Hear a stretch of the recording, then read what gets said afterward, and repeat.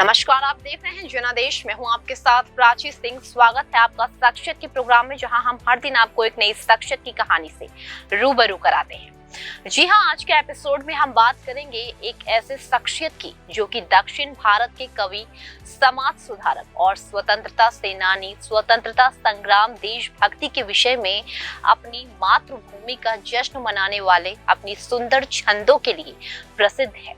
जी हां, हम बात कर रहे हैं सुब्रमण्यम भारती जी की।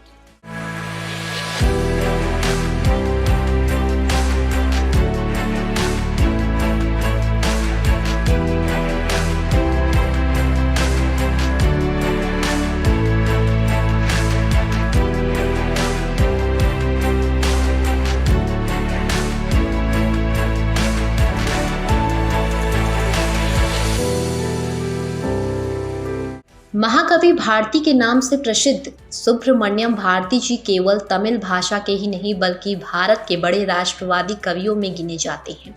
बुद्धिमत्ता, लेखन, दर्शन विशेषज्ञ, राष्ट्र प्रेमी लेखन थे। बंगाली, हिंदी, संस्कृत, फ्रेंच और अंग्रेजी भाषाओं पर भी भारती की अच्छी पकड़ थी। भारती जी की काव्य शक्ति इतनी प्रखर थी कि वे बहुत कम आयु में ही कविता की रचना करने लगे थे तथा 11 वर्ष की आयु में उनके भारती की उपाधि से सुशोभित किया गया। इन्होंने अपने जिले में हिंदू कॉलेज स्कूल में शिक्षा प्राप्त की तथा संस्कृत व हिंदी में विद्वता प्राप्त की। एटियरपुरम एक जमींदारी ठिकाना था। सुब्रमण्यम भारती के पिता चिन्नस्वामी अय्यर जी जमींदार के यहाँ काम करते थे। जब भारती की उम्र 5 साल की थी तब उनकी मां का देहांत हो गया। पिता और नाना जी की छत्र छाया में ही उनका बचपन व्यतीत हुआ। नाना के साथ तमिल काव्य पर चर्चा करने में इन्हें बहुत ही मज़ा आता था। पढ़ाई में कम रुचि थी पर इनका रुझान काव्य की तरफ अधिक था। बालपन से ही भारती का जुड़ाव एटियरपुरम के राजघराने से रहा क्योंकि इनके पिताजी वहां काम करते थे। स्थानीय जमींदार काव्य प्रेमी तथा वह भारती की कविताओं से बेहद प्रभावित थी।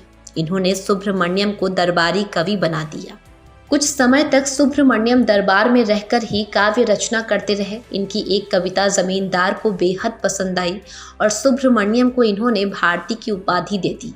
ये नाम और उपाधि जीवन भर इनके साथ जुड़ा रहा।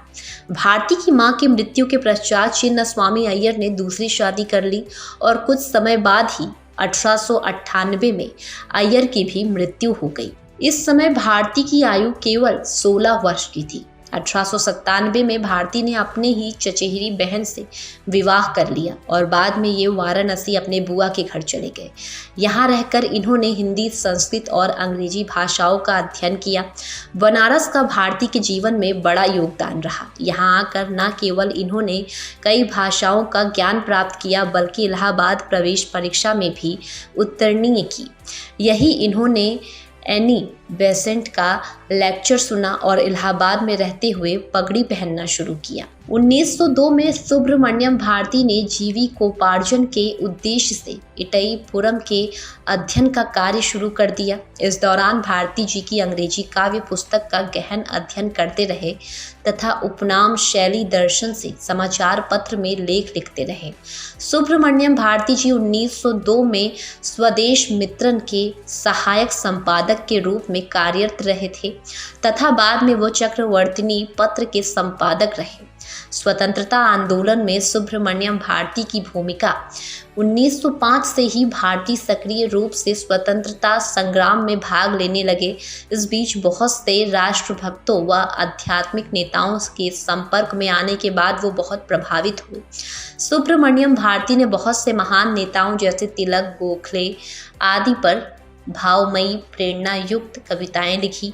1906 में सुब्रमण्यम भारती सिस्टर निवेदिता के संपर्क में आए तथा बाद में मडायम बंधुओं एस तिरुमालचरी तथा एस श्रीनिवासचारी व वी कृष्णस्वामी अय्यर ने भी इन्होंने प्रगणन संबंध बनाए। इंडिया के संपादक के रूप में तथा अंग्रेजी साप्ताहिक बाल भारती में उनके क्रांतिकारी लेखों की धूम के कारण अंग्रेजी सरकार बौखला गई। वर्ष 1908 में उनकी पहली कविता की पुस्तक सॉन्ग ऑफ फ्रीडम प्रकाशित हुई, जो कि केवल एक उनकी साहित्यिक उपलब्धि ही नहीं थी बल्कि स्वदेशी शासन की दास्ता को तोड़ने के लिए प्रबल रूप से एक आह्वान भी था। इस प्रकार भारती के मद्रास में स्वाधीनता आंदोलन में एक नई जान फूंक दी।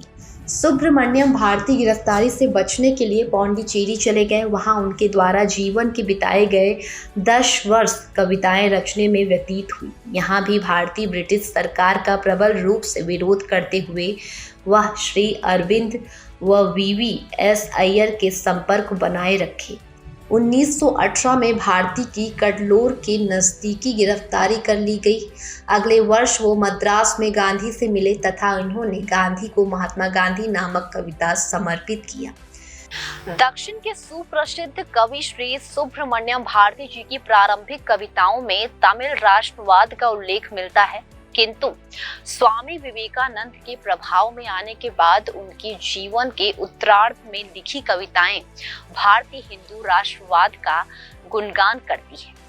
इन्होंने अपनी आत्मकथा में स्वीकार किया कि ये परिवर्तन उनकी गुरु भगनी निवेदिता और स्वामी जी के कारण उत्पन्न हुआ।